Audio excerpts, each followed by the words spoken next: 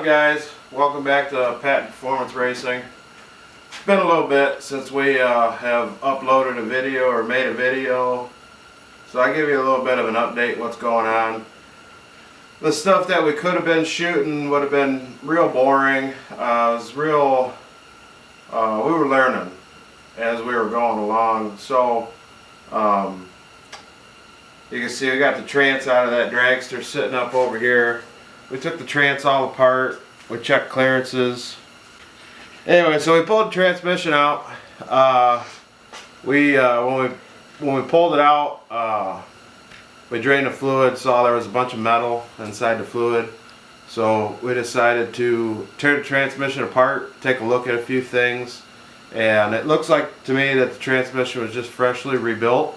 We checked a few clearances and stuff like that, and everything looks pretty much brand new inside of the trance. So I would assume that the trance was probably just rebuilt, and the shavings that we had found inside the fluid were just from the clutches and steels breaking down, wearing in, stuff like that. These transmissions take quite a bit of a beating inside a drag car. So anyhow, we've been fiddling around.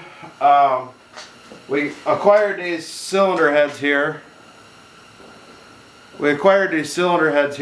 And they're big Brody Brodex cylinder heads, and it's been a lot trying to get these to work on the motor.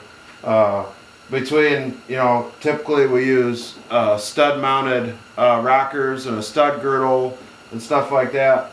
Well, these cylinder heads, with how big the spring diameter is, valve spring diameter, our traditional stud mounted rockers and stuff weren't going to work very well. We only had like 2-3 thousandths of clearance in between the throat of the rocker and the retainer.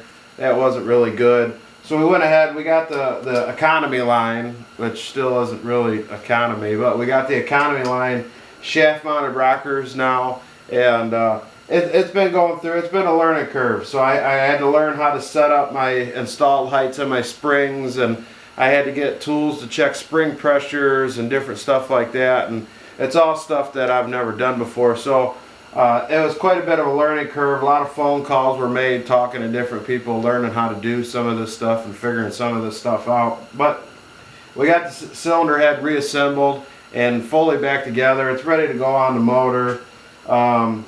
Bad thing about the motor, last time you guys had seen, we had a piston inside the motor, and we degreed our camshaft.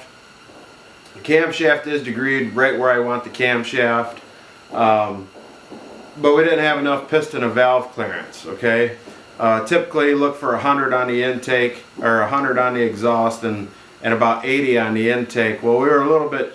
Our exhaust, we had plenty. We had 154, 152 on the exhaust. That was plenty of room on the exhaust, but the intake and the radius down inside the tight corner and stuff was a little too tight. It was down around 70. Could have ran it if I put better quality springs inside these cylinder heads. Definitely could have ran it that way.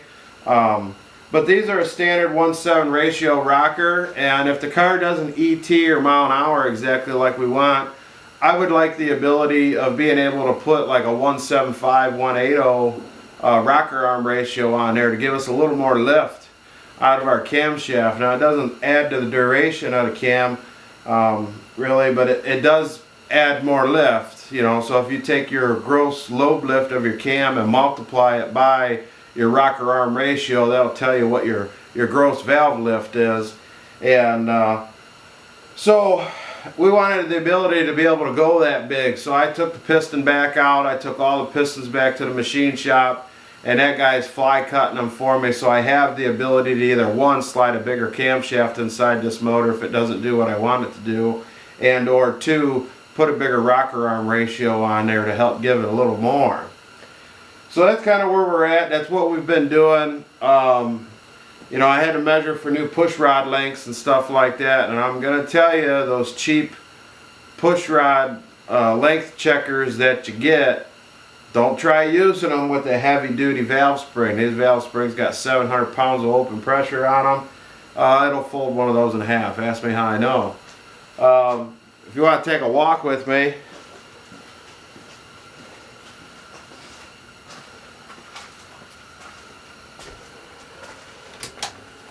we had to make ourselves a custom tool here, because a valve spring compressor tool is, well, they're like $400 for a good one. I don't know about the cheap ones. I have a cheap one, but those spring pressures are so heavy it won't work. So you see, we took a regular old C-clamp here, we cut it all apart, we made it a lot bigger, and then, you know, we got our little socket thing here that, you know, so it'll catch different angles and whatnot. So that was, you know, all part of the process of doing different things. And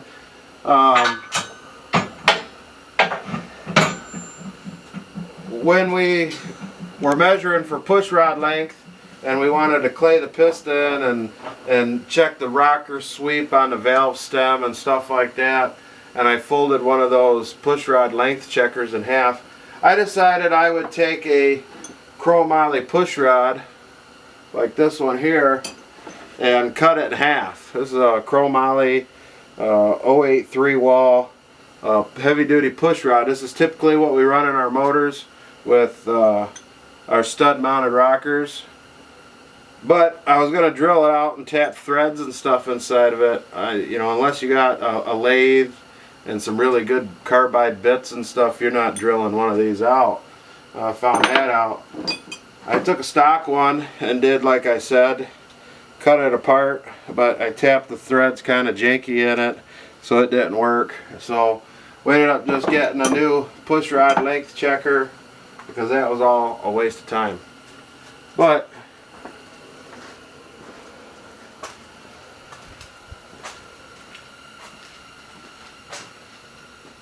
we are moving along. It's a little bit of a process.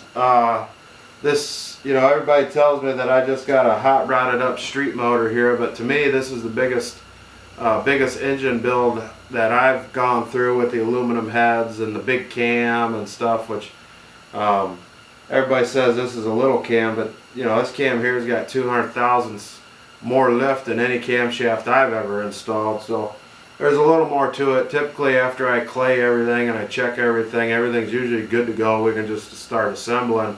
This motor is a little bit different because things are a little bit bigger, things are a little bit tighter as far as, you know, our valve clearances and stuff. So this one's been a little bit more of troublesome for us. Dragster hasn't changed, you know, other than pulling a trance out of it. So that's it for Patent Performance for now. We'll wait till we get the pistons back and different things like that. We'll touch base again once we start shoving the pistons down inside the motor and getting that thing assembled. When we get it back from the machine shop, it should go right together. But anyways, thanks again for watching. Make sure you like, subscribe, you know, hit the bell, give us a thumbs up, leave a comment or two, let us know how we're doing. Let us know if there's a few things we could change. We'd like to try to hit 1,000 subscribers before summertime. We haven't made it there yet. So, anyway, this is Patent Performance. We're checking out.